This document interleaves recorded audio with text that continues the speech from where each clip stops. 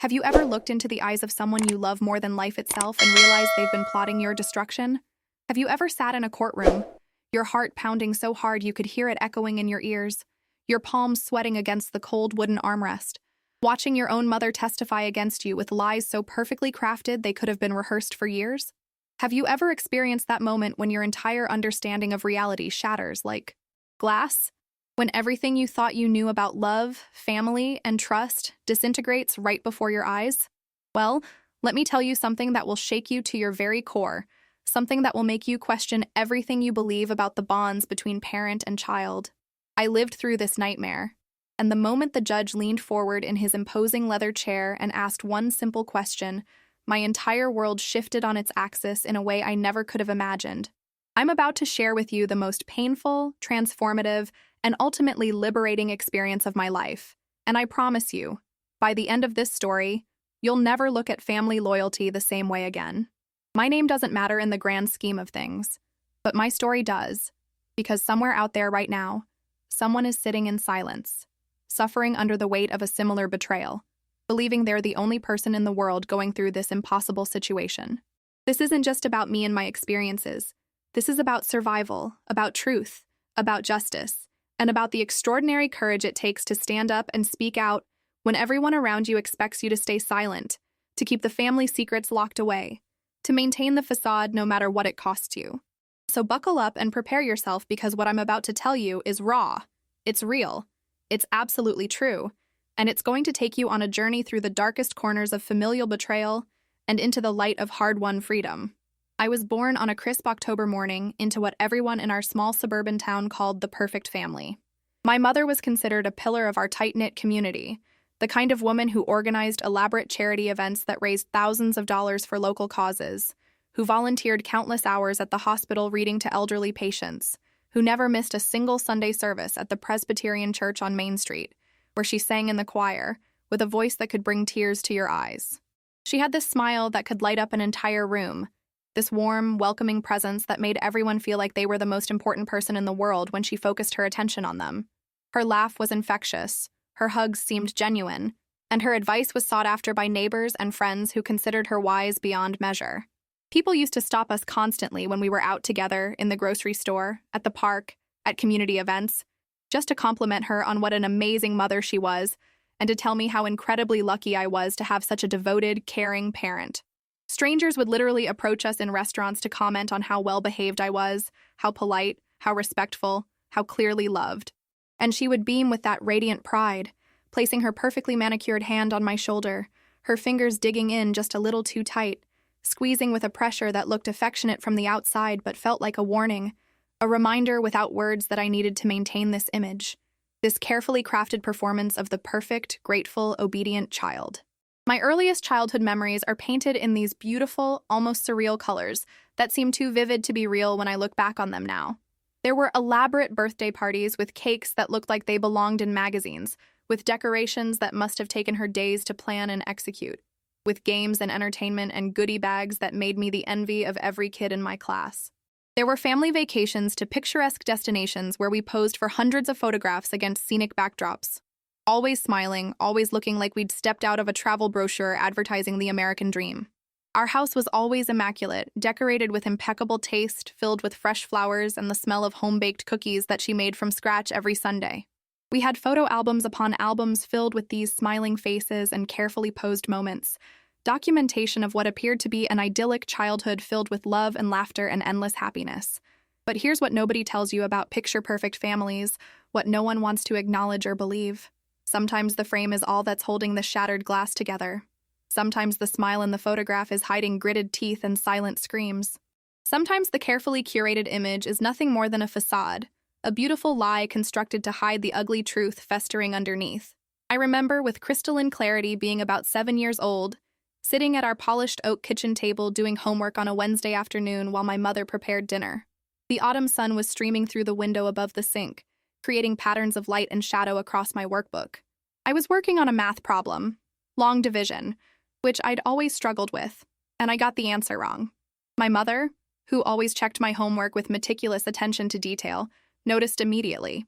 Instead of simply showing me the correct method, explaining where I'd made my mistake, or patiently walking me through the problem like the teachers at school did. She made me rewrite the entire page of problems 50 times. Not just the one I'd gotten wrong, but all of them, even the ones I'd solved correctly.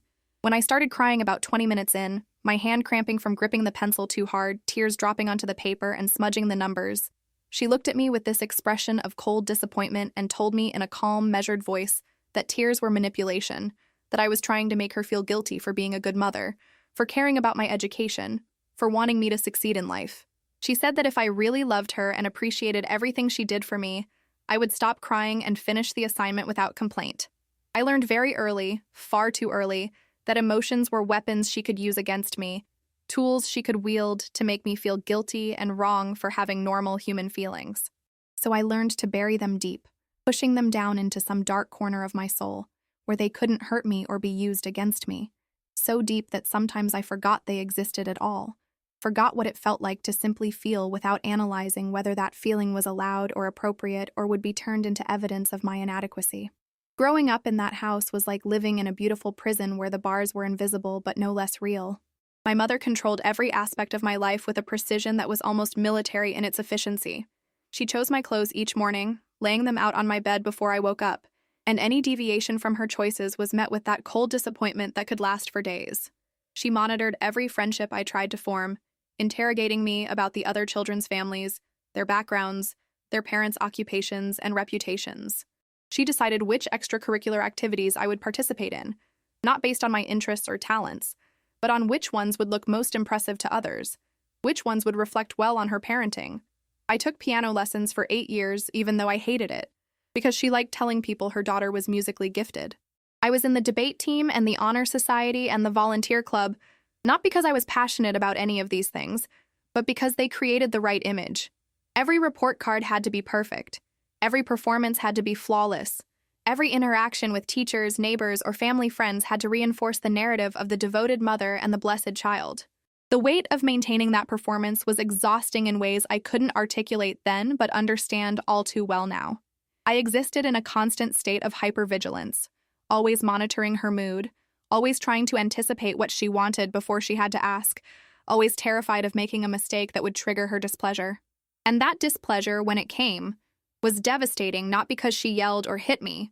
That wasn't her style and would have damaged the perfect mother image she'd cultivated, but because she would emotionally withdraw, treating me like I didn't exist, looking through me as if I were invisible, answering my questions with monosyllables or silence, until I'd somehow proven myself worthy of her attention again through perfect behavior and effusive apologies for whatever transgression I'd committed. As I moved into my teenage years, I started noticing things that didn't quite add up. Inconsistencies in the stories she told, contradictions between what I remembered and what she claimed had happened. My mother had this remarkable ability to rewrite history, to change stories to suit whatever narrative she needed in any given moment. I'd remember something happening one way, the memory clear as crystal in my mind, but she would insist with absolute conviction that it had happened completely differently. She'd bring up witnesses who supposedly remembered it her way, show me photographs that supposedly proved her version of events, create such an elaborate alternative reality with such confidence and detail that I'd start doubting my own memory, my own perception of reality. Was I going crazy? Was there something fundamentally broken in my brain, some defect in my cognitive processes that made me unable to remember things correctly? These questions haunted me constantly. Psychologists have a term for this now. They call it gaslighting. But back then, in my teenage bedroom late at night, I just thought I was losing my mind. I thought there was something deeply wrong with me, something that made me unreliable and confused and unable to trust my own experiences. She was so convincing, you see, so utterly certain in her version of events, presenting her alternative reality with such unwavering confidence that arguing felt completely pointless. How do you argue with someone who never doubts themselves, who never admits to being wrong, who can rewrite the past with such skill that others believe them over you? I started keeping a detailed journal when I was 13, writing down everything that happened each day, trying to create some kind of anchor to reality, some record I could refer back to when she tried to tell me something hadn't happened or had happened differently. I described conversations word for word, documented events with times and dates, recorded my feelings and observations with desperate precision. I hid that journal inside a hollowed-out book on my shelf, An old dictionary I'd carefully carved out the center pages of, terrified that she'd find it somehow and use it against me, turn my own words into evidence of my problems, my instability, my ingratitude. My teenage years were a masterclass in the art of walking on eggshells, in reading subtle cues and body language, in managing someone else's emotions at the expense of your own. I excelled academically because anything less than perfection, anything below an A, was met with that cold, silent disappointment that could pervade our entire house for weeks like a toxic fog. She wouldn't yell or scream or punish me overtly. That wasn't her method, and would have contradicted the image of the patient, supportive mother she presented to the world. Instead, she'd become distant and unreachable, a ghost moving through our house, speaking to me only when absolutely necessary, looking at me with this expression of profound disappointment that made me feel like I'd betrayed her in the worst possible way. I'd have to work my way back into her good graces through perfect behavior, through effusive apologies, through demonstrations of how sorry I was and how hard I'd worked to do better. The psychological toll of this cycle was immense, though I didn't have the vocabulary or understanding to recognize it at the time. I just knew that I felt anxious all the time, that my stomach hurt constantly, that I couldn't sleep well because I was always worried about what I might do wrong the next day. I had friends at school, but I could never, ever bring them to our house. There was always some excuse, always some reason why our house wasn't suitable for visitors on any particular day. The carpet was being cleaned, we were having work done, my mother had a headache, we had family visiting, there was a scheduling conflict. The truth, which I understood instinctively even if I couldn't articulate it, was that she needed to control the narrative completely, and other people's presence disrupted that control. If my friends saw how she really was, if they witnessed her behavior when she wasn't performing for an audience, they might not believe the perfect mother story. They might see the cracks in the facade, and that couldn't be allowed. My father existed on the periphery of our lives like a satellite orbiting a planet but never quite touching it, a ghost in his own home who seemed content to drift through rather than fully inhabit the space. He worked long hours as a regional sales manager for a pharmaceutical company, a job that required extensive travel and kept him away from home at least 3 or 4 nights every week. When he was home, he seemed content, or maybe resigned is a better word, to let my mother run the household without interference or involvement. He'd come home exhausted, eat dinner while reading the newspaper, watch television in his study, and go to bed early. He rarely engaged in conversations beyond surface-level pleasantries, rarely asked about my day or my life in any meaningful way, rarely seemed to notice the tension that hung in the air like humidity before a storm. Looking back now with adult eyes and years of therapy to help me process it all, I wonder constantly about his role in everything. Did he know what was happening? Did he see the manipulation, the control, the emotional abuse, and choose to turn away because acknowledging it would require action, would require him to confront his wife and disrupt the comfortable life he'd built? Or was he just as much a victim of her manipulation as I was, so thoroughly under her control that he couldn't see what was happening right in front of him? I'll never know for sure, because he died of a massive heart attack when I was 16 years. Old, collapsing in a hotel room in Denver during a business trip, and whatever truths he might have held, whatever awareness he might have had, died with him. His funeral was a performance, like everything else in my mother's life. She played the devastated widow with Oscar-worthy skill, weeping beautifully at all the appropriate moments, accepting condolences with grace and dignity, speaking movingly about their love and the life they'd built together. I stood beside her in my black dress, numb and confused, unsure what I was supposed to feel, grieving not just for the father I'd lost, but for the father I'd never really had, for the relationship that had never existed beyond the most superficial level. The real trouble, the moment when the carefully constructed facade began to crumble and the true nature of our relationship was exposed, started when I turned 18 and received my inheritance from my maternal grandmother. My grandmother had passed away 2 years earlier after a long battle with cancer, a battle she'd fought with remarkable courage and grace, maintaining her sharp wit and gentle kindness even as the disease ravaged her body. I'd been close to her in a way I'd never been close to my mother, though my mother had carefully controlled and limited our interactions, always present during visits, always monitoring conversations, always ready to redirect if the topics veered into territory she deemed inappropriate. My grandmother had this way of looking at me that made me feel truly seen, truly valued for who I was rather than what I could do or how I could make her look. She used to tell me stories about my mother's childhood, little hints and suggestions carefully dropped into conversations that all wasn't as perfect as it seemed, that my mother had always been difficult, always been manipulative, always been focused on appearances over substance. She'd say things like, "Your mother had a difficult time growing up, you know. She didn't always make the right choices, didn't always treat people with the kindness they deserved." Or she'd tell me, her hand warm on mine, her eyes full of concern, "I hope you know you can always come to me if you need anything. Anything at all. You don't have to face things alone." I didn't fully understand what she was trying to tell me, the warning she was trying to give me in the only way she could without directly criticizing her daughter, until it was far too late to ask her what she meant. Until she was gone, and I was left trying to interpret cryptic statements and meaningful looks in retrospect.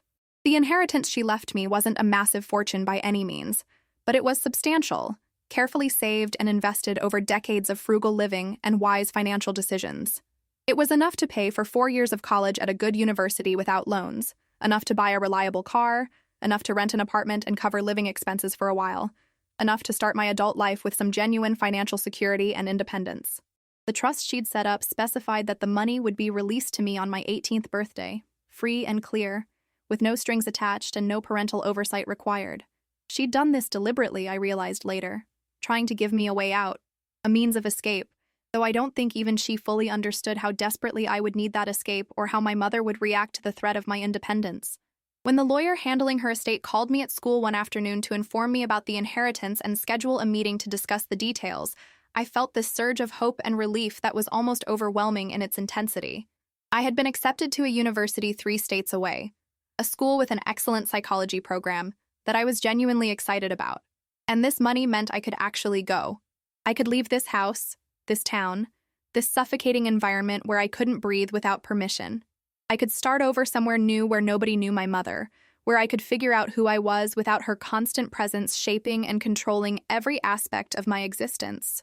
The possibilities felt endless and intoxicating and terrifying all at once. But when I told my mother about the inheritance that evening at dinner, sitting at our dining room table with her homemade lasagna growing cold on our plates, something in her face changed. It was subtle, just a flicker of something dark and dangerous passing behind her eyes like a shadow, a tightening around her mouth, a stillness that felt predatory, but I saw it. I definitely saw it. She smiled, of course, and congratulated me in a voice that sounded warm and maternal to anyone who didn't know her as well as I did. She said how proud Grandma would have been, how this was such a wonderful opportunity, how we'd need to sit down together and make plans for how to manage this money responsibly. But her voice had this edge to it, this barely concealed tension like a wire pulled too tight, and I felt a chill run down my spine even though I couldn't have explained why. Over the next few weeks, she became obsessed with helping me manage the money, though at the time I interpreted this as motherly concern rather than the predatory behavior it actually was. She brought home stacks of financial planning books and magazines, spent hours researching investment strategies, talked endlessly about the importance of being responsible with such a significant sum. She insisted, with a logical-sounding argument that I was too young and naive to see through, that we should add her to the account as a co-signer. She said it was just to help me, to make sure I didn't make any foolish financial decisions that I'd regret later, to provide guidance and oversight during this crucial period. She made it sound so reasonable, so caring, so much like what a good mother would do to protect her child. She brought me paperwork from the bank, multiple pages of documents with highlighted sections where I needed to sign, and she sat next to me at the kitchen table, pointing out each place, explaining in that patient, maternal voice that this was all standard procedure, all perfectly normal. She assured me repeatedly that the money was still mine, that she wasn't trying to take it or control it, that she just wanted to be available to help if I needed advice or assistance. And I, 18 years old and still desperately wanting to believe, despite everything that my mother loved me and had my best interests at heart, signed every document she put in front of me. I signed away my freedom, my future, my grandmother's final gift to me, with a pen that felt heavy in my hand and a knot in my stomach that I ignored, because surely my mother wouldn't hurt me. Surely she wouldn't steal from her own daughter. Surely this was all legitimate and above board, just like she said. Within 6 months, every single penny was gone. The account that had held $73,000, money that represented my grandmother's lifetime of careful saving and planning, money that was supposed to give me a foundation to build my adult life on, was completely empty. When I finally worked up the courage to check the statements online one Saturday morning in January, sitting at my desk in my childhood bedroom with my hands trembling so badly I could barely control the mouse, I felt like the floor was falling away beneath me. Transfer after transfer, withdrawal after withdrawal, payments to accounts I'd never heard of, charges for things I'd never purchased, money flowing out like water through a broken dam. My vision blurred with tears as I scrolled through months of transactions, each one a fresh betrayal, each one another piece of my future stolen. There were charges to high-end department stores I'd never set foot in, transfers to credit card companies for cards I didn't have, payments to investment accounts opened in my name but managed entirely by her, withdrawals of thousands of dollars in cash with no explanation. The pattern was clear and damning and absolutely devastating. She had systematically drained the account, taking everything while somehow managing to make it all look legitimate, forging my signatures on authorization forms, creating a paper trail that suggested I'd approved every transaction. The sophistication of the theft was almost as stunning as the fact of it. This wasn't impulsive or opportunistic. This had been planned, carefully orchestrated, executed with precision and forethought.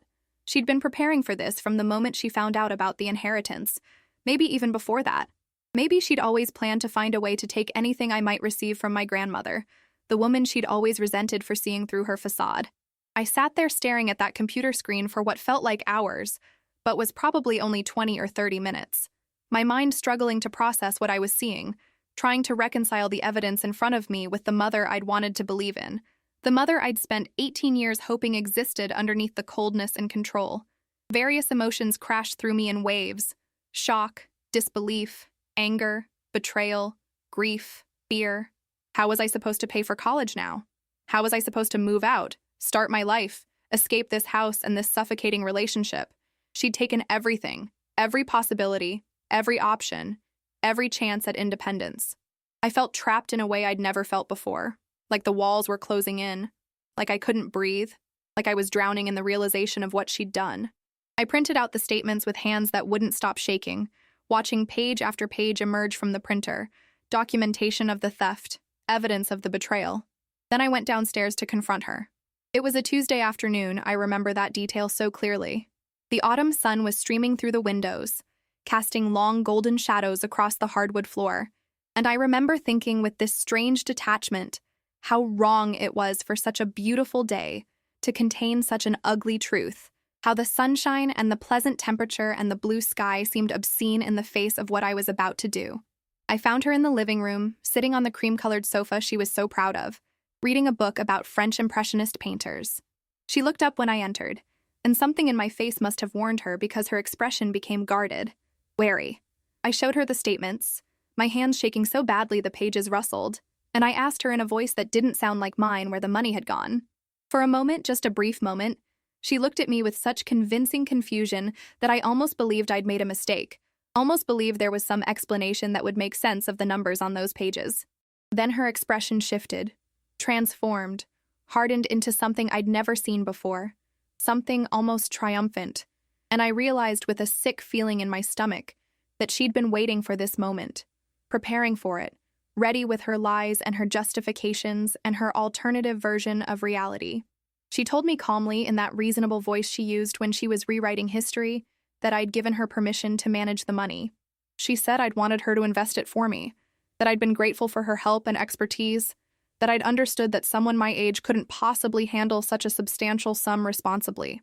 She claimed I'd spent thousands on shopping trips I didn't remember, on vacations we'd never taken, on expenses that existed only in her carefully constructed narrative. She stood up and walked to the desk in the corner where she kept household files, and she produced documents, receipts, authorization forms, all with my signature, except the signature wasn't mine. It was close, remarkably close, good enough to pass casual inspection, but I could see the tiny differences, the way certain letters were formed, the pressure and angle of the pen. She'd been practicing, I realized with dawning horror. She'd been practicing my signature, forging documents, creating a paper trail that would support her version of events. This hadn't been an impulsive theft. This had been planned meticulously, executed with cold calculation, prepared for with the kind of attention to detail that should have been admirable if it hadn't been so deeply evil. She'd been planning this for months, maybe longer.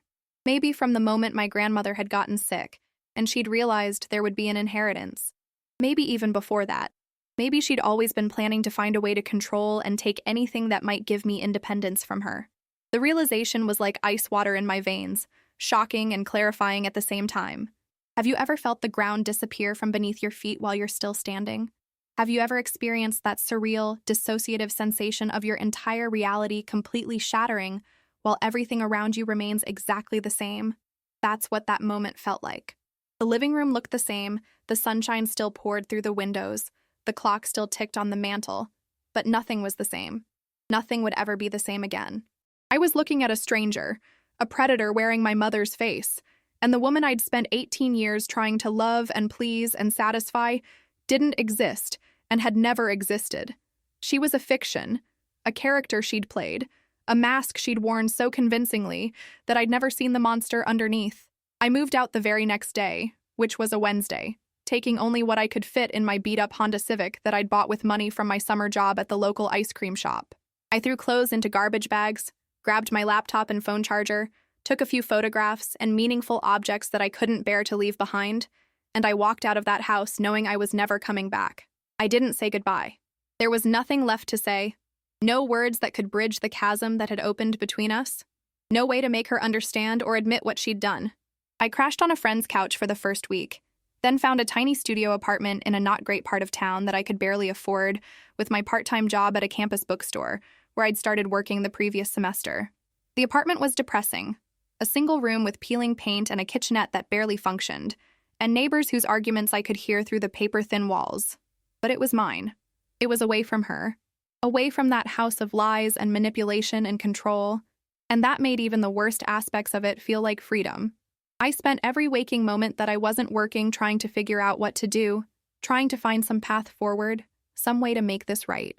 I consulted with lawyers during free initial consultations where I told my story in their sterile offices, while they listened with varying degrees of skepticism and sympathy.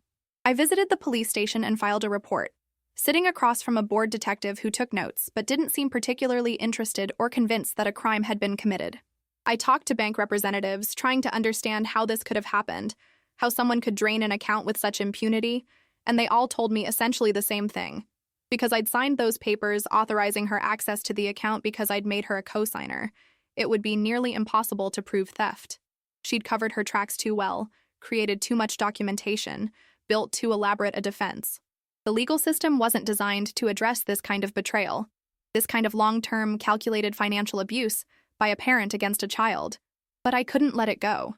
It wasn't even primarily about the money anymore, though I desperately needed it, though the loss of it meant all my carefully constructed plans for college and independence had crumbled like sandcastles at high tide. It was about the principle of the thing, about refusing to let her get away with it, about standing up and saying this was wrong and I deserve justice. It was about all the years of manipulation and control and emotional abuse, about finally drawing a line and saying no more. I was done being her victim, done letting her rewrite reality to suit her needs, done staying silent to protect her reputation and maintain her carefully constructed image. If she wanted to destroy me, I was going to fight back with everything I had, even if I had nothing.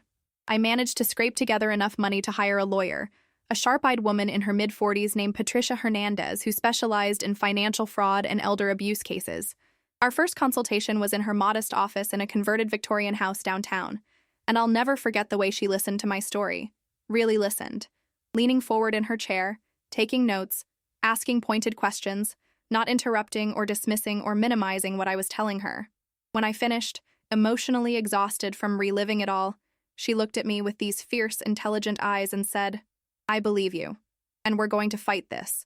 Those words, that simple statement of belief and solidarity, meant more to me than she could possibly have known. For the first time since discovering the theft, I felt like maybe, just maybe, I wasn't completely alone in this impossible battle. Patricia worked on contingency, meaning she wouldn't get paid unless we won, which was both a relief since I had no money and terrifying since it meant if we lost, she'd invested months of work for nothing. We spent the next several months building a case, gathering evidence, interviewing potential witnesses. Patricia dug deep into my mother's financial history, subpoenaing records, tracking down old business associates and acquaintances, following paper trails that went back decades. What she discovered was both validating and horrifying. There was a pattern of behavior that stretched back years, a history of manipulation and financial exploitation that my case was just the latest example of. There were other people she'd manipulated and betrayed, other family members she'd borrowed money from under false pretenses and never repaid, Former business partners she'd cheated out of their investments with elaborate schemes and convincing lies. Friends she'd betrayed and discarded when they were no longer useful. My mother wasn't just a bad parent engaging in a one-time theft of opportunity. She was, Patricia explained to me during one of our strategy sessions, a con artist who'd spent her entire adult life perfecting her craft. Someone who viewed other people as resources to be exploited, who felt no genuine remorse or empathy, who could lie as easily as breathing. The hardest part of the entire process wasn't the legal complexities or the financial stress of trying to survive while paying for a lawyer I couldn't afford. The hardest part was realizing how many people still didn't believe me, how effective my mother's reputation and public persona were at insulating her from suspicion or accountability. When I started speaking out, when word began to spread through our small community about the lawsuit I'd filed, people didn't rally to my side. They didn't express shock or concern or support. Instead, most of them rallied around her, convinced that this was just a misunderstanding, just a family dispute blown out of proportion by an ungrateful, troubled young woman who didn't appreciate everything her mother had done for her. They called me names behind my back and sometimes to my face. Ungrateful, disrespectful, greedy, mentally unstable. A spoiled child trying to blame my mother for my own poor decisions and financial irresponsibility. My mother played the victim role beautifully, with the same skill and conviction she'd brought to playing the devoted mother all those years. She told anyone who would listen, and many people were eager to listen, about her troubled daughter who'd always been difficult, who'd stolen from her, who'd accused her of terrible things out of spite and some kind of psychological disorder that needed treatment. She cried at church, accepting comfort and support from the congregation who'd known her for decades. She gave interviews to the local newspaper about the pain of being falsely accused by your own child, about the heartbreak of watching someone you love destroy themselves with lies and delusions. The narrative she constructed was compelling and convincing, and most people bought it completely because it was easier to believe that one troubled young woman was lying than to accept that the pillar of the community they'd known and admired for years was actually a calculating predator. I lost friends over it, people I'd known since childhood who chose to believe her version of events over mine. I lost my job at the bookstore when the owner, who went to church with my mother, decided he couldn't employ someone who was suing their own parent over what he called a family financial disagreement. I lost standing in the community, became a pariah, someone people whispered about and avoided. The isolation was crushing, the loneliness almost unbearable, but I refused to give up. The preliminary hearings were absolutely brutal, some of the most difficult experiences of my life up to that point. Sitting in those cold, sterile courtrooms with their fluorescent lighting and uncomfortable wooden benches, listening to my mother's lawyer paint me as an unreliable, emotionally unstable young woman with a history of mental health issues I'd never actually had, was a special kind of torture. Her attorney, a slick-looking man in expensive suits named Richard Morrison, was good at his job, frighteningly good. He brought up my childhood journal, the one I'd kept hidden, which my mother had apparently found years ago when she was snooping through my room and had kept as insurance, as ammunition for some future battle she was already planning.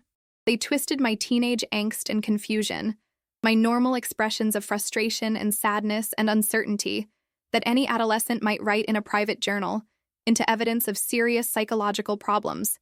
They used my own words against me, pulling quotes out of context to make me look like I'd always been troubled, always been prone to false accusations and delusions, always been someone whose perception of reality couldn't be trusted.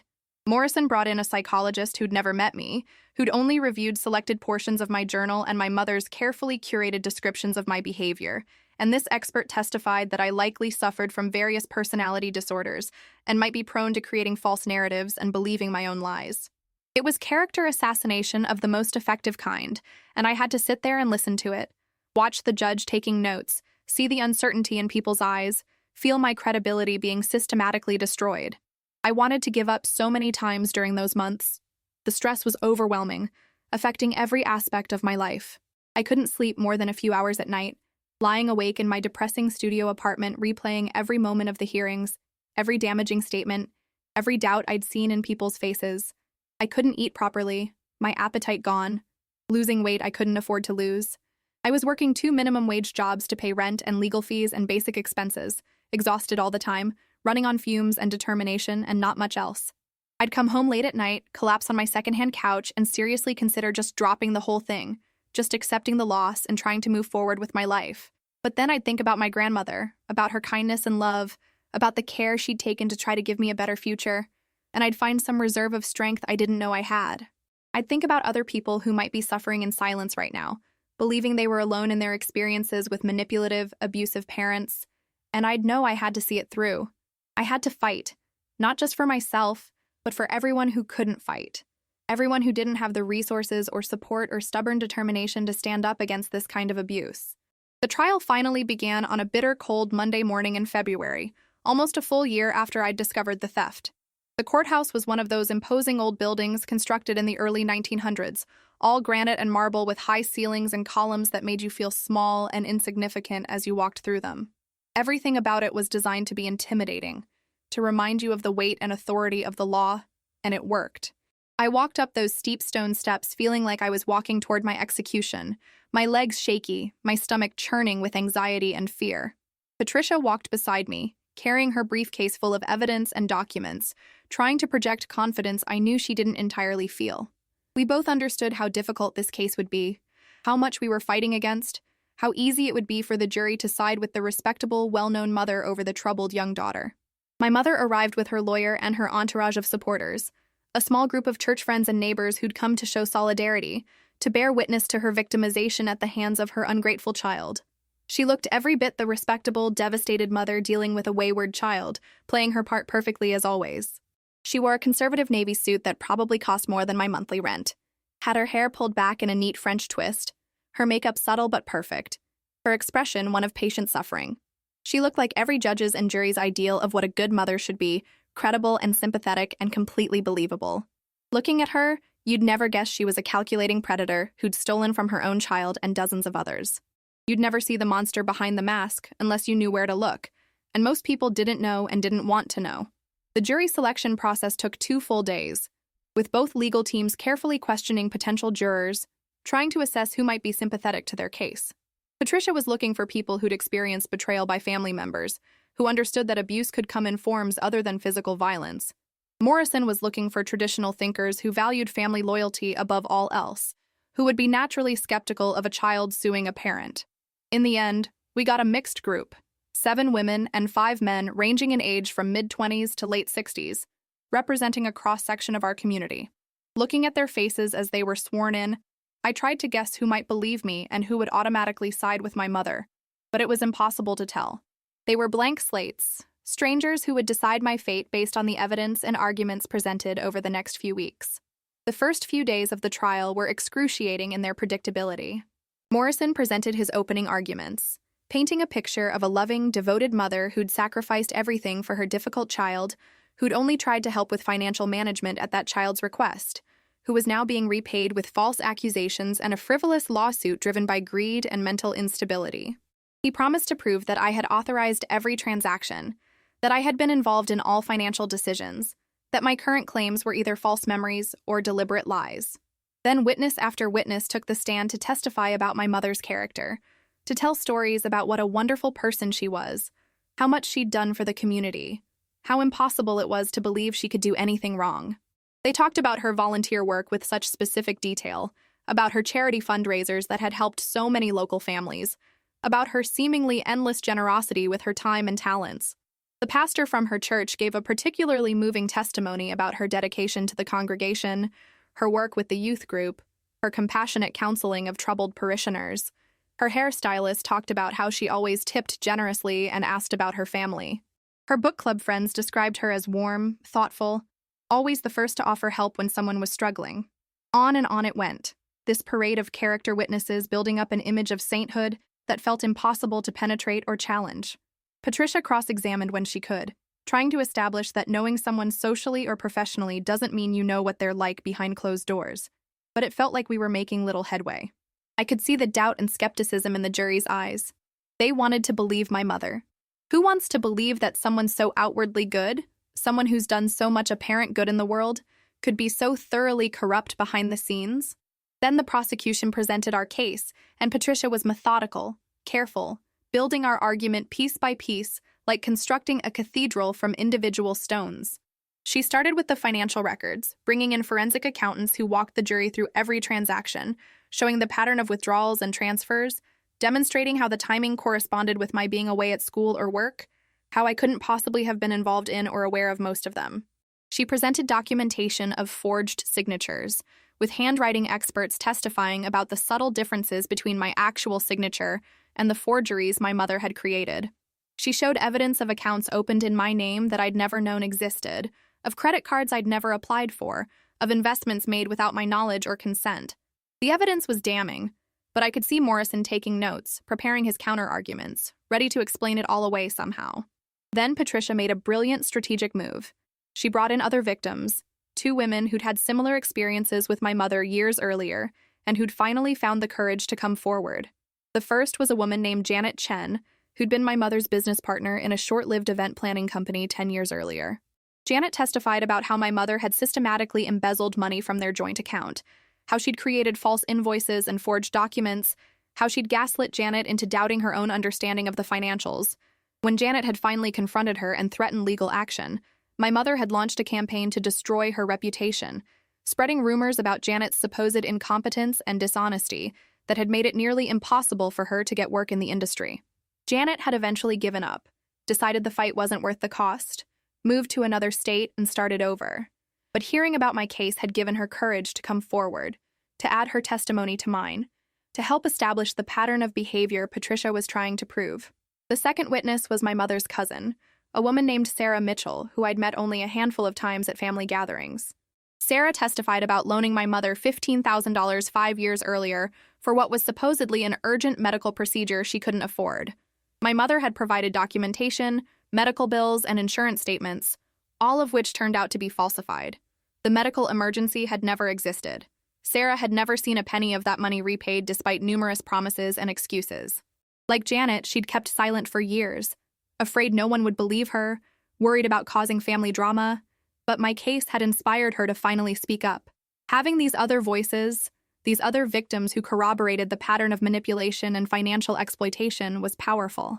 I could see it affecting the jury, see the doubt beginning to creep into their expressions as they realized this wasn't just a family dispute or a confused young woman with memory problems. This was a pattern, a history, a modus operandi.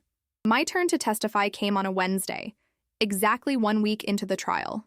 I remember every single detail of that day with absolute crystal clarity, the way you remember significant life events, with a vividness that doesn't fade over time. I wore a simple gray dress that Patricia had helped me pick out at a thrift store, something professional and understated that wouldn't draw attention to how broke I was, but also wouldn't make me look like I was trying too hard to impress anyone. My hands wouldn't stop shaking as I walked to the witness stand, and when I placed them on the Bible to swear to tell the truth, the whole truth, and nothing but the truth, they trembled so badly, the bailiff had to steady the book. Looking out at the courtroom from that elevated witness box was surreal and terrifying. I could see the jury watching me intently, trying to assess my credibility before I'd even spoken. I could see Patricia at the defense table, giving me an encouraging nod. I could see Morrison ready with his legal pad, prepared to tear apart everything I said. And I could see my mother, sitting there at the plaintiff's table with that expression of wounded dignity she'd perfected, looking at me with a mixture of disappointment and pity that would have made me doubt myself just a few months earlier. But I wasn't that person anymore. I'd been through too much, learned too much, grown too much to be manipulated by her expressions and performances. So when Patricia stood up and asked me to tell the jury in my own words what had happened, I took a deep breath, looked directly at the jury instead of at my mother, and I began. I told them everything, not just the facts of the theft, but the context, the lifetime of manipulation and control that had led to that point. I explained how she'd gaslit me throughout my childhood, making me doubt my own memories and perceptions, conditioning me to accept her version of reality over my own direct experiences. I described the emotional abuse, the way she'd used withdrawal of affection as punishment, the impossible standards she'd held me to, the constant performance she'd demanded. I talked about my grandmother, about the special relationship we'd had, about how this inheritance was supposed to represent her love and support reaching beyond her death to help me start my adult life. I explained in detail how my mother had convinced me to make her a co-signer, how she'd made it seem reasonable and caring, how I'd wanted so desperately to believe she had my best interests at heart that I'd ignored my instincts telling me something was wrong. I walked them through discovering the theft, showed them the statements, explained my attempts to get help and justice through proper channels before resorting to this lawsuit. My voice shook at first, cracked with emotion I'd been suppressing for months, but as I continued speaking, it grew stronger and more confident. I was finally telling my truth, my complete truth, in a setting where people were required to listen, where I couldn't be interrupted or dismissed or gaslit into doubting my own narrative. Patricia asked me detailed questions about specific transactions, about my whereabouts during various withdrawals, about whether I'd given permission or been consulted about investments and transfers.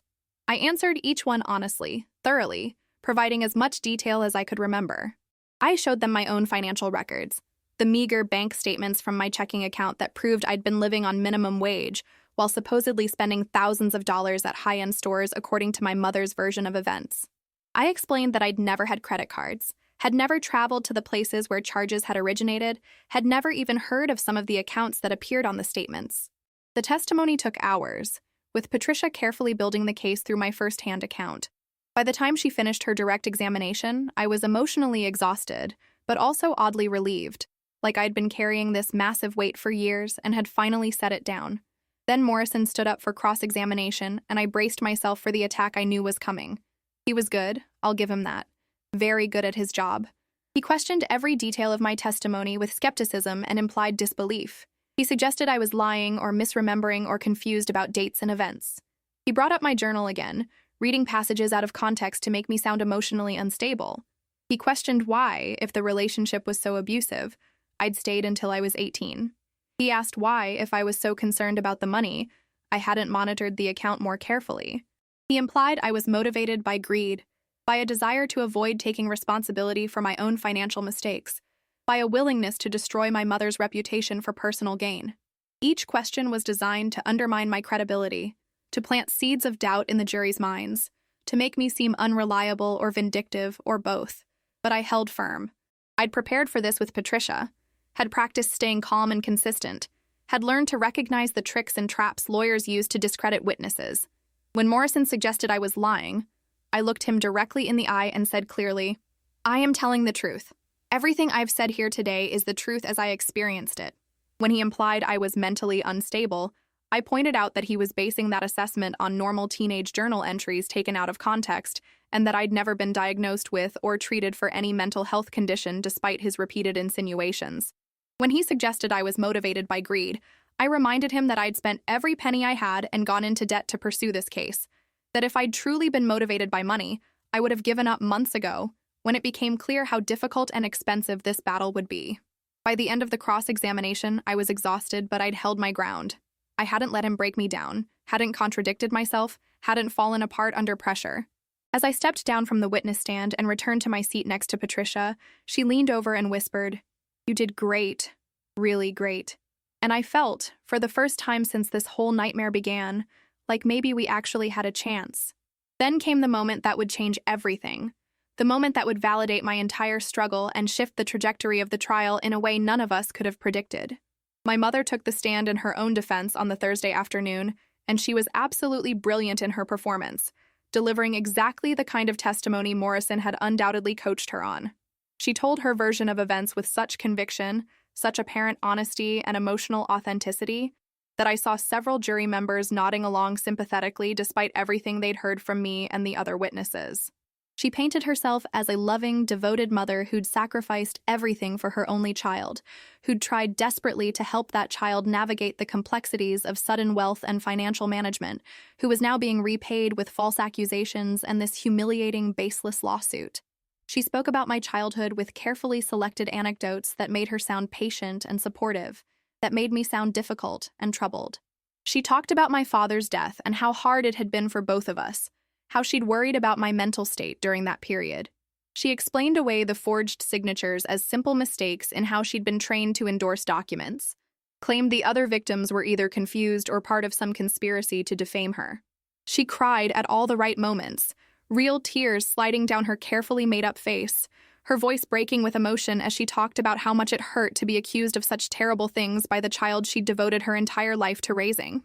She was winning. I could feel it happening, could see the jury's sympathy shifting back toward her. The evidence Patricia had presented was solid, but my mother's performance was so convincing that it was creating reasonable doubt, making the jury wonder if maybe there had been misunderstandings, if maybe the situation was more complicated and ambiguous than it appeared. My heart was sinking. that familiar feeling of helplessness and futility washing over me, when suddenly something unexpected happened that would change the course of the entire trial. The judge, a stern-looking man in his mid-60s named Judge Harold Thompson, who'd been relatively impassive and neutral throughout most of the proceedings, suddenly held up his hand, interrupting my mother mid-sentence. The courtroom fell into immediate, complete silence. You could have heard a pin drop on those polished marble floors, heard the slight whisper of the heating system, heard people holding their breath wondering what was about to happen. This was unusual, almost unprecedented, for a judge to interrupt testimony like this, and everyone sensed we were witnessing something significant. Judge Thompson looked at my mother with an expression I couldn't quite read, something between skepticism and calculation. And then he leaned forward slightly in his elevated chair, his voice calm and measured, but carrying a weight that seemed to fill the entire room. And he asked the question that I will never, ever forget as long as I live. He said, and I remember every single word because they're burned into my memory.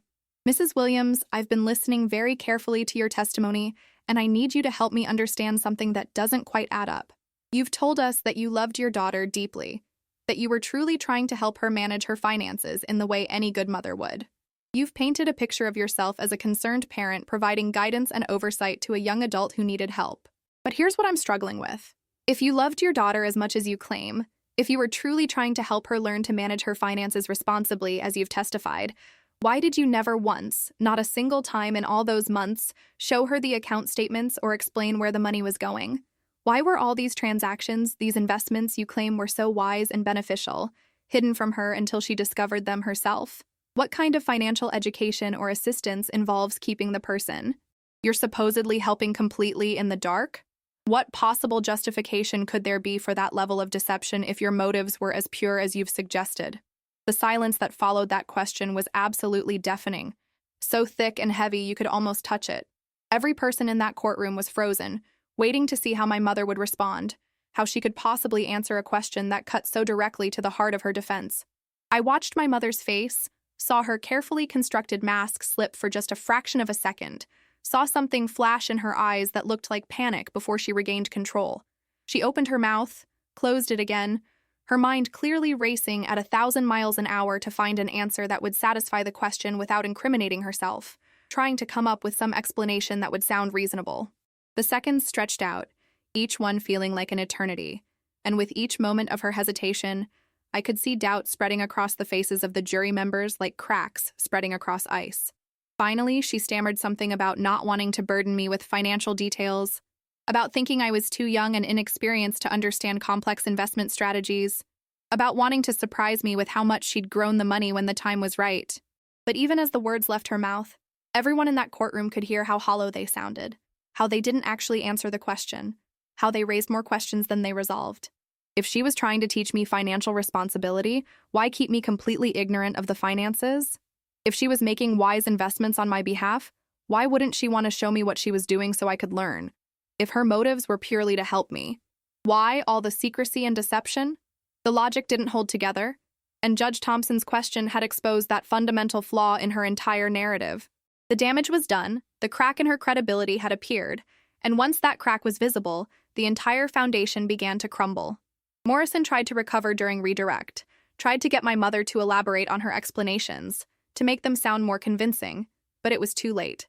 Judge Thompson's question had fundamentally shifted something in the courtroom, had given the jury permission to doubt my mother's version of events, had pointed them toward the logical inconsistencies that had been there all along, but that her compelling performance had obscured. The prosecutor immediately capitalized on this moment during his cross-examination, following up with a series of questions that my mother couldn't answer satisfactorily, each one building on the doubt that Judge Thompson had introduced. Why had so many of the withdrawals been in cash if the money was being invested in legitimate accounts? Why had funds been transferred to her personal checking account if they were being managed in trust for me?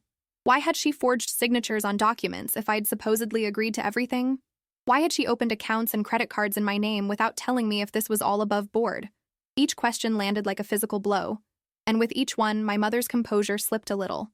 Bit more, her carefully rehearsed answers sounding increasingly desperate and implausible.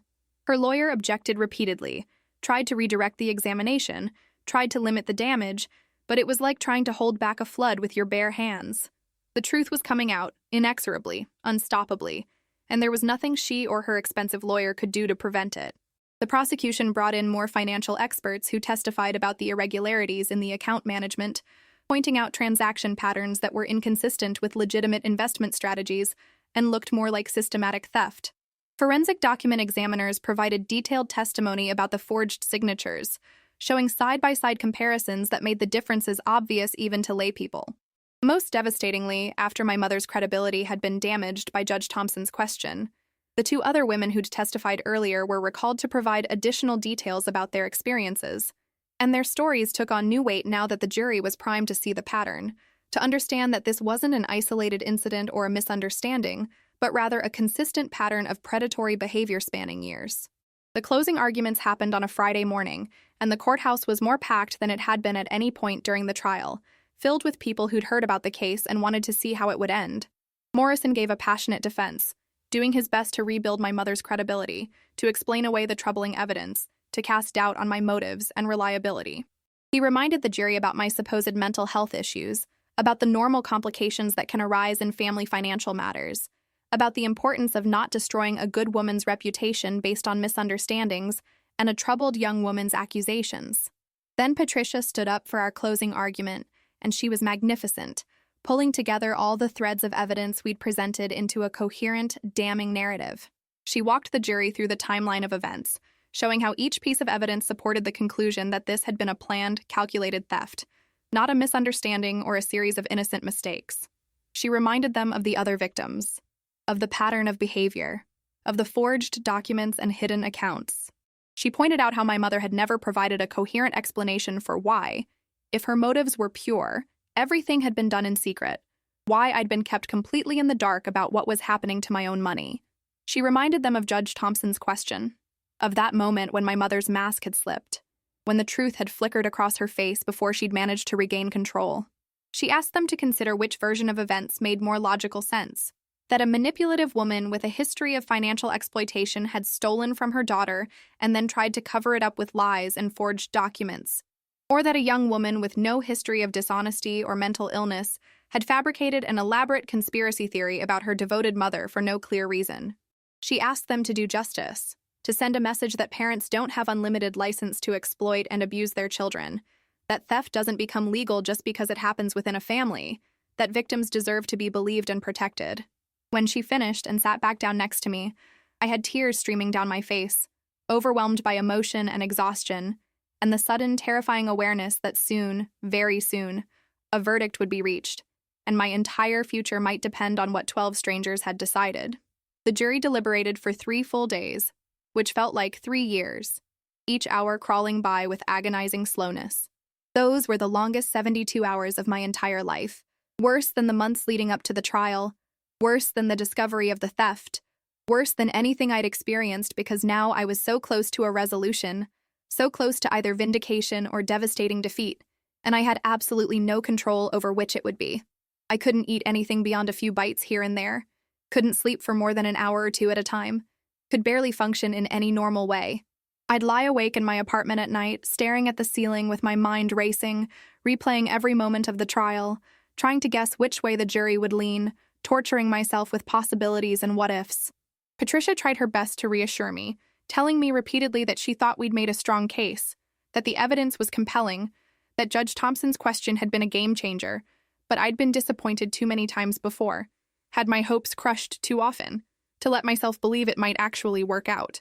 I'd learned through painful experience that wanting something desperately doesn't make it more likely to happen, that sometimes good people lose and bad people win, that justice is never guaranteed no matter how righteous your cause. So I tried not to hope, tried to prepare myself emotionally for the possibility of losing, of my mother walking away victorious and validated while I was left with nothing but debt and destroyed reputation. When my phone finally rang on that Monday afternoon with Patricia calling to tell me the jury had reached a verdict and we needed to get to the courthouse immediately, I felt like I might actually throw up from the anxiety and fear coursing through my system. Walking back into that courtroom for the verdict was one of the most surreal experiences of my life, like moving through a dream or watching myself in a movie. The benches were packed again, even more crowded than they'd been for closing arguments, filled with people who wanted to witness the conclusion of this story that had captivated our small community. I could feel everyone's eyes on me as I walked down the aisle to the defense table, could hear whispers and murmurs, could sense the anticipation hanging in the air like humidity before a thunderstorm. I sat down next to Patricia, who squeezed my hand reassuringly, and I squeezed back so hard I probably hurt her, though she never complained or pulled away. My mother was already seated at the plaintiff's table with Morrison, and seeing her sitting there still maintaining that dignified, suffering victim persona even now, even after everything, filled me with this strange mixture of anger and something almost like pity.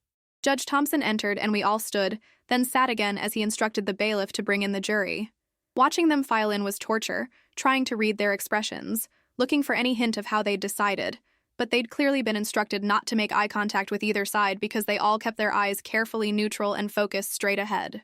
My heart was pounding so hard I could feel it in my throat, could hear the blood rushing in my ears, could barely breathe from the tension. Judge Thompson asked if they'd reached a verdict, and the jury foreman, a middle-aged man with graying hair and a serious expression, stood up and confirmed that they had. The judge asked him to hand the verdict form to the bailiff, and we all watched in silence as it was carried across the courtroom and delivered to Judge Thompson, who read it silently to himself before looking back up at the courtroom. He asked me and my mother to stand to hear the verdict, and I stood on shaky legs, gripping the edge of the table for support, feeling like my entire life was balanced on the edge of a knife. Judge Thompson handed the verdict form back to the bailiff to be returned to the jury foreman, and then he asked the foreman to read the verdict aloud. The silence in that courtroom was absolute, suffocating, everyone holding their breath in anticipation. And then the foreman spoke, his voice clear and strong, carrying across the space.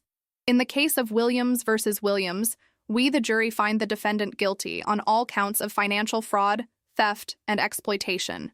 Guilty. Guilty on all counts. The words seemed to echo through the courtroom, bouncing off those high ceilings, filling every corner of the space, reverberating in my chest where my heart had been pounding just seconds before. I heard someone gasp and realized with distant surprise that it was me, that the sound had come from my own throat. My vision blurred instantly with tears I'd been holding back for months, for years maybe. Tears of relief and vindication and overwhelming emotion I couldn't even name. My legs suddenly felt weak, unreliable, and I might have fallen if Patricia hadn't been right there, grabbing my hand and holding on tight, anchoring me to reality. I could hear sounds around me, people reacting, whispers and murmurs spreading through the crowded courtroom, but it all seemed distant and muffled like I was underwater. I looked at Patricia and saw tears in her eyes too, tears of professional satisfaction and personal joy, and she leaned over and whispered, "We did it. We actually did it."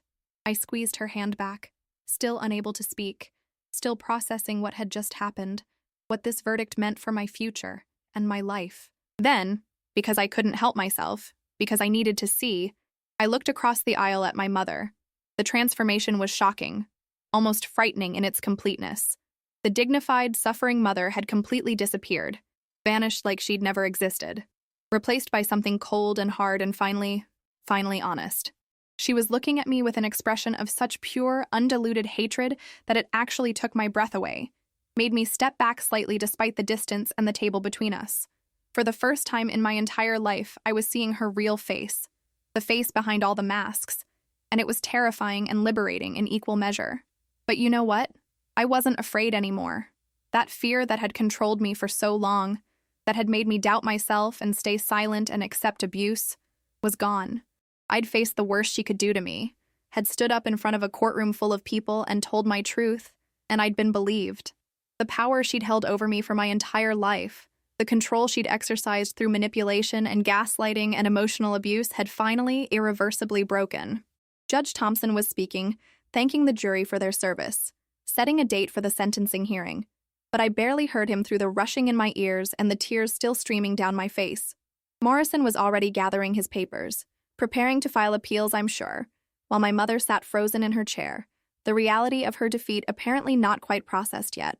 Patricia was talking to me, explaining next steps, but I just nodded because I couldn't focus on practical details right now, couldn't think beyond this moment of victory and validation and relief.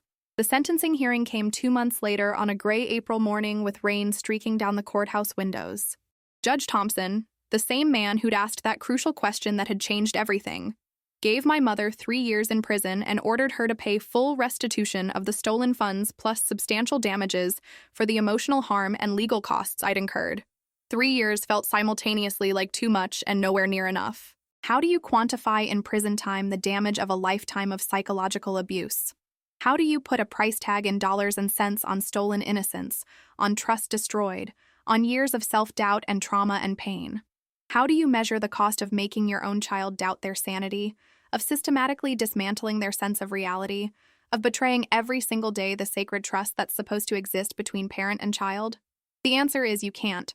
Not really. But the sentence was something. It was validation, official acknowledgement from the legal system that what had happened to me was real and wrong and deserving of punishment. It was justice. Imperfect and incomplete, but justice nonetheless. My mother maintained her innocence even as they led her away in handcuffs, still playing the victim, still insisting she'd done nothing wrong, that she was being persecuted by an ungrateful daughter, and a justice system that didn't understand the complexities of family relationships. She looked back at me one last time before they took her through the door to begin her sentence, and that look contained such venom, such fury, such complete lack of remorse or self-awareness that I felt almost sorry for her. To go through life like that, unable to take responsibility, unable to admit fault, unable to recognize your own behavior as harmful, must be its own kind of prison. Some people never change, never take responsibility, never admit their faults or apologize for their actions. They go to their graves believing themselves to be victims of circumstances and other people's malice.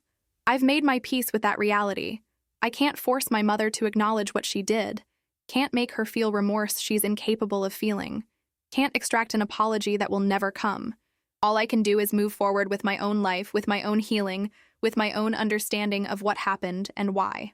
The money was eventually returned to me, though it took time and considerable legal wrangling to extract it from the various accounts where she'd hidden it. Some of it had been spent and was gone forever, but the court-ordered restitution meant I got back most of what had been stolen plus damages. I used that money carefully, thoughtfully, in ways my grandmother would have approved of. I paid Patricia's fees in full, which was a relief because she'd done so much work on contingency and deserved to be compensated properly for her skill and dedication. I enrolled in university, finally, 3 years later than planned, but with a clarity about what I wanted to study that I wouldn't have had at 18. I majored in psychology with a focus on family systems and trauma, wanting to understand what had happened to me from an academic perspective, wanting to be able to help others who'd been through similar experiences. And I started therapy, lots and lots of therapy, because as much as I'd like to say that winning the case fixed everything, that getting justice healed all wounds, that would be a lie. Here's what they don't tell you about winning a case like this, about getting vindication and justice. It doesn't magically heal all the wounds. It doesn't erase the years of manipulation and abuse and psychological damage. It doesn't instantly restore your ability to trust people, or to feel secure in relationships, or to know that your perceptions of reality are accurate. Victory in court doesn't equal victory over trauma. If anything, winning the case gave me the space and safety to finally start dealing with all the trauma I'd been suppressing just to survive. When you're in survival mode, when you're fighting for justice, when you're focused on the external battle, you don't have time or energy to process the internal damage.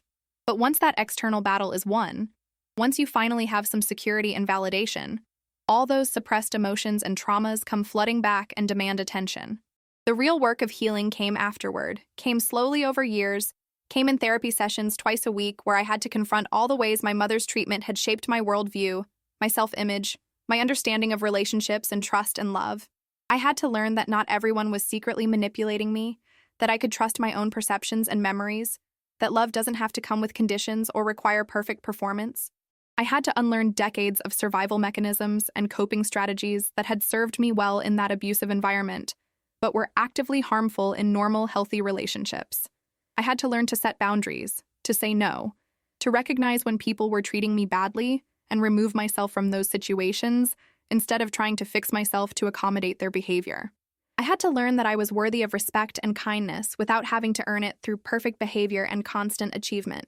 It's been 5 years since the trial ended, 5 years of intensive work on myself, 5 years of therapy and learning and slowly, painfully rebuilding my sense of self.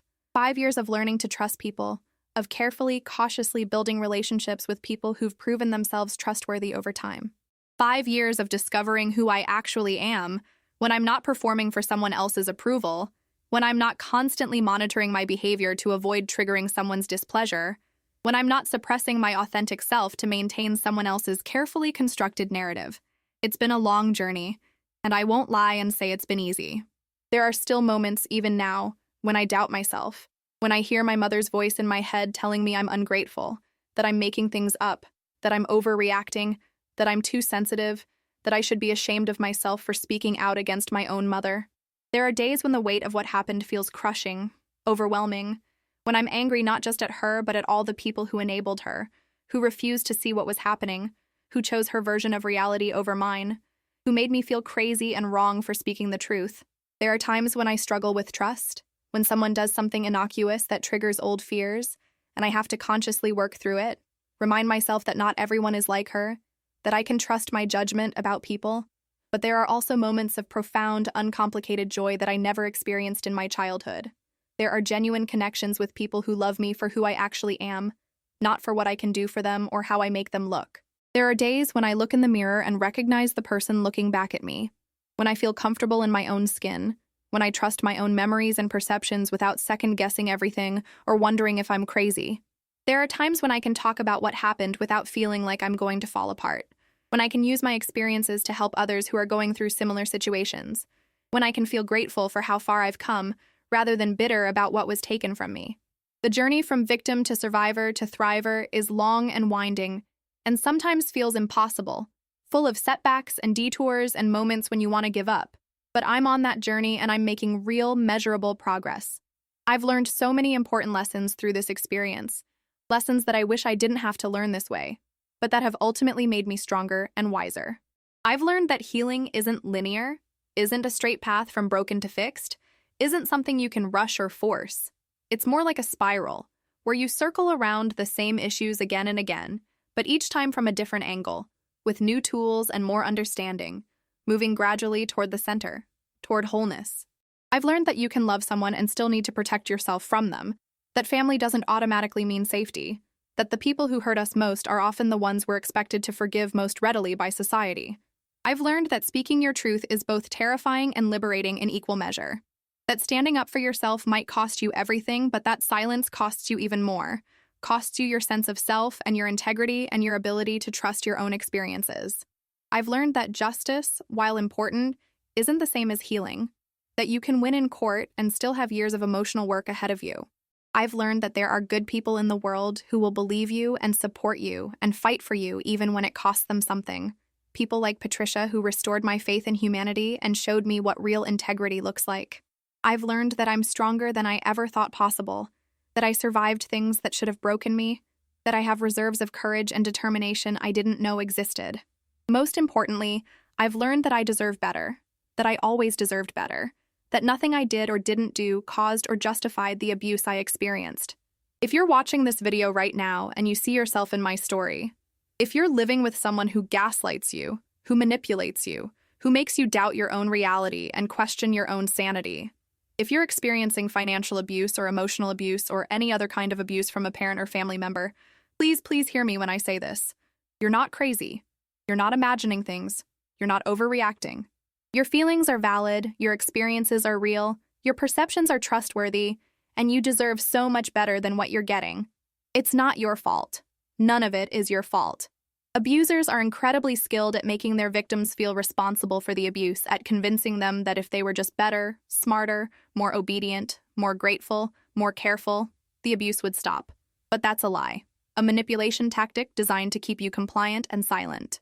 The abuse continues because the abuser chooses to abuse, not because you're failing to prevent it, or because you're somehow deserving of mistreatment. You are not the problem. The abuse is the problem. The abuser is the problem. I also want to say directly to anyone who's thinking about coming forward, about taking legal action, about standing up to their abuser and speaking their truth. It's going to be hard. I'm not going to sugarcoat this or make false promises. It's going to be one of the hardest things you ever do in your life. People might not believe you, at least not at first. You might lose relationships with family members or friends who choose to believe the abuser's version of events over yours. You might face backlash, social ostracism, financial difficulties. You might spend months or even years fighting for justice that might never fully come, that might be incomplete or imperfect even if you win. But here's what I want you to understand. You're stronger than you think you are. You've survived this abuse for however long you've been enduring it, and that alone takes incredible strength and resilience. The courage it takes to speak up, to say this happened and it was wrong, to refuse to stay silent even when staying silent would be easier. That courage can move mountains. You don't have to do it alone, and you shouldn't try to do it alone. There are resources available, hotlines staffed by trained counselors who understand abuse and believe survivors, support groups where you can connect with others who've had similar experiences, therapists who specialize in trauma and abuse and can help you process what's happened and develop healthy coping mechanisms. There are lawyers like Patricia who believe survivors and will fight for you, sometimes even on contingency if you can't afford to pay up front. There are communities of people online and in person who've been through similar experiences and understand in ways that others simply can't, who can offer validation and support and practical advice. Reach out. Ask for help. It's not weakness to need support. It's wisdom to recognize when you can't handle something alone and to seek assistance. Have you experienced something similar to what I went through? Have you dealt with a manipulative, abusive family member who betrayed your trust or stole from you or gaslit you into doubting your own sanity? I genuinely want to hear your story. Comment below and share your experience, whether it's just a few sentences or a detailed account. This community we're building here is meant to be a safe space, a place where survivors can speak without judgment or skepticism, where your truth will be believed and validated. Your story might be exactly what someone else needs to hear right now to find the courage to take their own first steps toward freedom. Sometimes just knowing you're not alone, knowing that someone else has been through something similar and survived and eventually thrived, can make all the difference. Understanding what happened to me, really understanding it from psychological, sociological, and legal perspectives, has been absolutely crucial to my healing process over these past 5 years. It's helped me recognize patterns of behavior, identify warning signs, set appropriate boundaries, avoid similar situations in the future. It's helped me understand with clarity that my mother's behavior wasn't about me, wasn't caused by any failing or inadequacy on my part, wasn't something I could have prevented by being a better daughter or a more perfect child. Her behavior was a reflection of her own issues, her own psychological damage, her own choices and moral failures. That understanding doesn't excuse what she did, doesn't make it okay or less harmful, but it does free me from the burden of thinking I could have prevented it, or that I somehow deserved it. Knowledge truly is power, especially when it comes to understanding abuse and manipulation. The more you understand about gaslighting tactics, about narcissistic behavior patterns, about financial abuse and emotional abuse, about the psychological mechanisms abusers use to control their victims, the better equipped you are to recognize it when it's happening, to protect yourself, to get out, to heal afterward. Education about abuse should be universal, should be taught in schools, should be part of our common knowledge base, because so many people suffer in silence simply because they don't have the language or framework to understand what's happening to them. If this story resonated with you in any way, if it touched something in your heart or made you think differently about family dynamics and abuse, if it validated your own experiences or helped you understand something you've been struggling with, please leave a like on this video. That little thumbs up tells me this story mattered to you, that it made a difference in your life, that sharing my most painful experiences was worthwhile, and it also helps this video reach more people who might need to hear it. And if you want to hear more stories like this, more real, raw, honest accounts of survival and strength and overcoming impossible odds, please subscribe to My Truth Revealed Tales. Hit that notification bell so you never miss a story, because we post new content regularly, all of it designed to break the silence around difficult topics and create a community of survivors and supporters. Because every story shared is another light in the darkness, another voice added to the chorus saying, "You're not alone, you're not crazy. You deserve better. You can survive this."